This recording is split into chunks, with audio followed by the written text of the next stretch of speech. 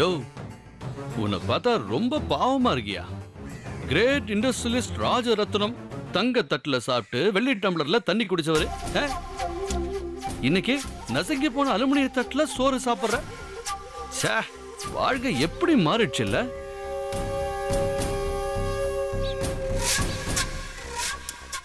இப்ப ஃபீல் பண்ணி என்ன பிரயோஜனம்? தப்பு பண்றதுக்கு முன்னாலேயே இதெல்லாம் யோசிச்சிருக்கணும்.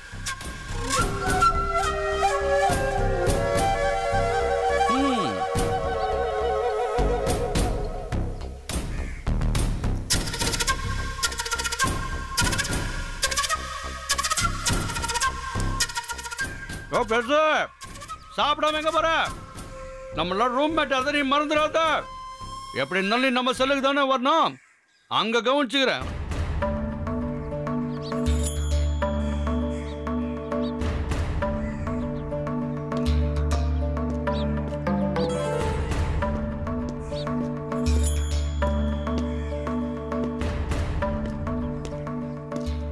மன்மதராசா,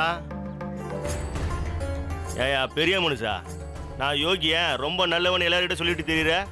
ஆனா மன்மதனை சொன்னவனே படக்குன்னு திரும்பி பாக்குற, அது எப்படியா?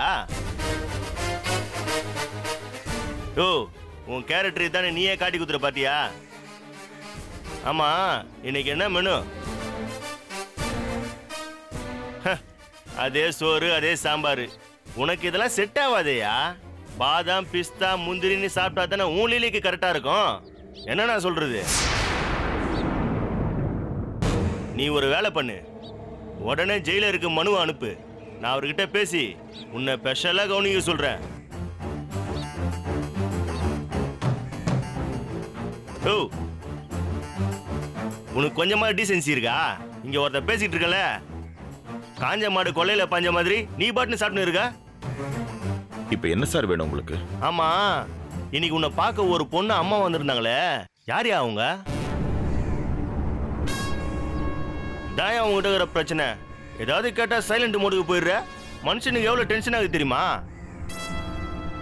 யோ, இங்க இருந்து நகர்ந்த காலை ஒடிச்சிருவேன். மரியாதையா நான் கேட்கறதுக்கு பதில சொல்லு. வந்தவங்க யாரு? அவங்க யாருன்னு எனக்கு தெரியாது. வயசானாலும் அந்த அம்மா அழகாதான் இருந்துச்சு. சில பல லீலைகள்ல இதுவும் ஒண்ணா? என்னையா முறைகிற? உனக்கு அவங்களுக்கு என்ன உறவு சொல்லியா? எதுவும் இல்ல. அவங்க யாருன்னு எனக்கு தெரியாது. தெரியாதவங்க எதுக்குயா உன்னை மனு போட்டு பார்க்க வராங்க? அதுவும் அந்த அம்மா கண் கலங்குறத பார்த்தா ரொம்ப நாள் டீலிங் மாதிரி தெரியுது. இத பாருங்க, நீங்க என்ன வேணாலும் நினைச்சீங்க, எனக்கு அவங்களை தெரியாதுங்கிறது தான் நிஜம். அப்ப நீ உண்மையை சொல்ல மாட்டல? உன் வாயில இருந்து எப்படி உண்மையை வர வைக்கிறதுன்னு எனக்கு தெரியும்.